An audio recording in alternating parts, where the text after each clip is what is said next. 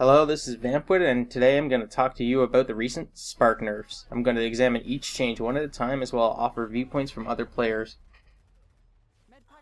My initial reaction to the nerf. I was shocked that she was changed at all outside the objective damage with the Reviver, as I thought she was generally considered a weaker choice than Sawbones.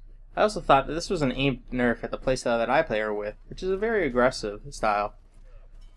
I overall thought this was a knee-jerk reaction to an issue that never existed, Sparks being too strong. I mean, who the hell thinks that? After my initial rant on the forums, which you see here, and I'll post a direct link to it, I asked several other players what they thought of the changes. America says, after seeing her in action just from watching, it seems like you have to be a bit more mindful of your battery usage. Rude Dude 27 says, the nerf is alright, but the resin down player stuff needs to get tweaked.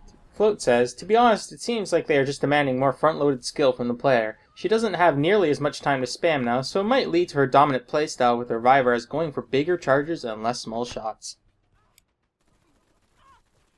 Now that that's out of the way, I'm going to go over the changes that were made in question. Number 1. This first change was 100% needed.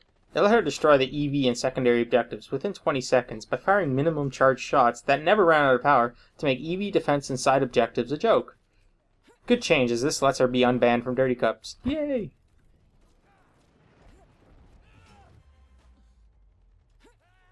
Number 2. The second change is an interesting one, as I initially thought this was an aimed nerf at using the Reviver as a medium to long range pseudo-assault rifle. But as I played with it and thought about the change, I realized it was directed instead at making her revive shots have a meaning if they miss. So someone can't just sit there firing at a player who's still alive and hope to pick them up within milliseconds without having to worry about her battery.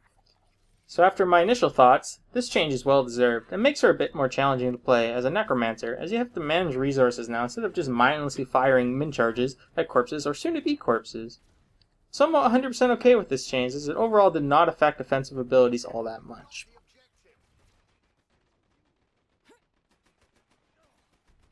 Number 3. The third change, again, is another one that I thought was aimed at the offensive playstyle by making it so you could not hold the charges long when peeking for a target, but after some playtesting and thinking, made me change my mind. This is another nerf aimed at the reviving part of her.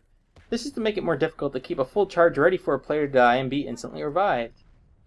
Imagine a fragger goes around a corner to clear some enemies out, and a Sparks is close behind. It was a relatively easy task for the player to maintain a charge and revive the fragger if he went down instantly.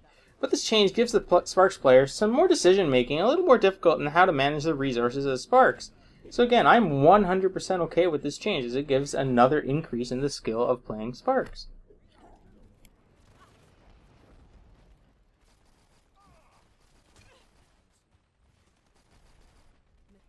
The fourth and final change is just a nice quality of life change. It makes it obvious that an enemy Sparks is firing at you and not a friendly one. There's really not much to talk about it.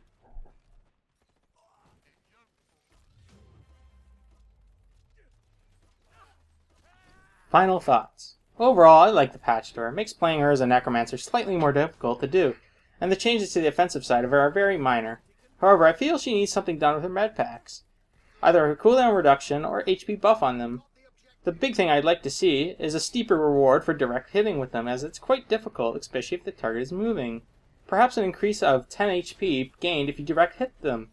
This rewards accuracy and teamwork, as right now the health packs are mostly used for herself to offset her low HP pool. Overall, Splash Damage did a very good job with their fixes.